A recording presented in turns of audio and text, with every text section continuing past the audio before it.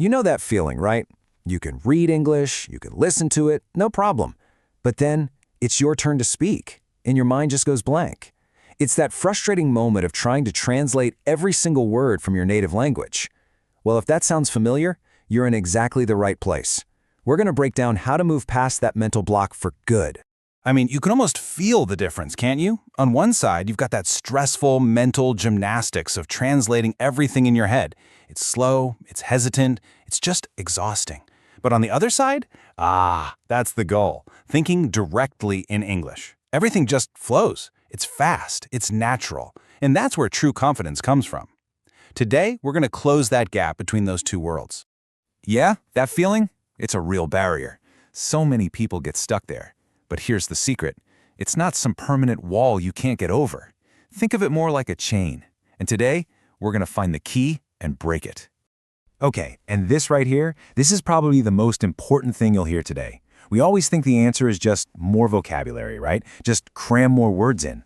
But real fluency, it's not about what you know. It's about how you think. It's a total mindset shift, a whole new way of approaching the language.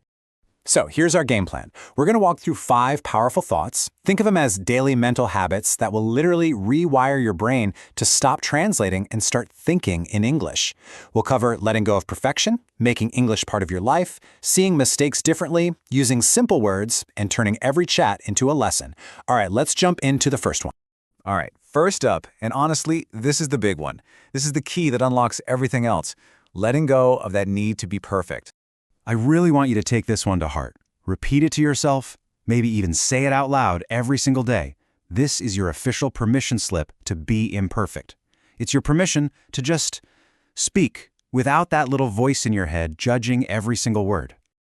You know, it's so easy to forget this when you're feeling nervous, but language isn't a test, it's a bridge. It's all about connection.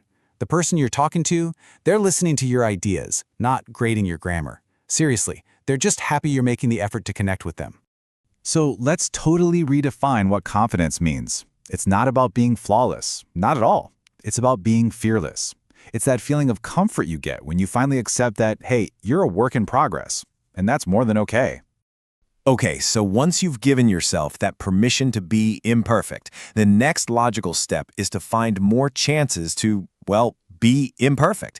And that brings us to our second big thought, pulling English out of the textbook and weaving it right into your everyday life. This little mantra right here, it's a game changer. It takes English from feeling like homework to just being a part of your world. And as soon as you stop seeing it as some subject you have to study, it stops feeling like a chore. And look, here are 3 super simple things you can do, like today. First, change your phone's language. You'll start picking up words without even trying. Second, watch something you actually enjoy in English. A movie, a YouTube channel, whatever. Don't stress about catching every word, just have fun with it. And my absolute favorite, talk to yourself. I know, it sounds weird, but just narrate your day. Okay, I'm making some coffee now. Where did I put my keys? It literally trains your brain to form thoughts in English from scratch. Now for our third thought, and this one might just be the most powerful of all. We're going to take the thing that probably scares you the most, making mistakes, and we're going to flip it on its head and turn it into your greatest strength. From now on, every single time you make a mistake, I want you to stop thinking, I failed. Instead, I want you to think, nice, I just got some practice in, or cool, I just learned something. Every single error is just proof that you're actually trying, that you're using the language, and that is the only way to get better, period. Just let that sink in for a second. The biggest mistake you can ever make, it's not using the wrong word or the wrong grammar. The biggest mistake is saying nothing at all, because you're afraid. Silence, that's the real progress killer. So really, every time you have a chance to speak, you're at a fork in the road. Down one path is fear, and that path leads to silence, and you just stay stuck. But the other path, that's curiosity. It's just being willing to wonder, hey, what does that word mean? Or, how would I say this? That curiosity, that's the engine that drives all your progress. Okay, number 4. This one tackles that little voice in our head, that pressure we all feel to sound smart or use fancy, advanced words. Well, guess what? We're about to make things a whole lot simpler. You absolutely do not need a huge, complicated vocabulary to get your point across. You can express big, powerful ideas with simple words.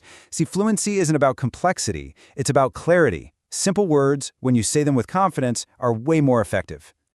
And here's a little secret for you. Native speakers almost never use super complicated words in just, normal conversation. No one's going to say, I am feeling extraordinarily fatigued. They're just going to say, man, I'm really tired. So aim for that. Just natural, simple, and clear. That's how real people actually talk.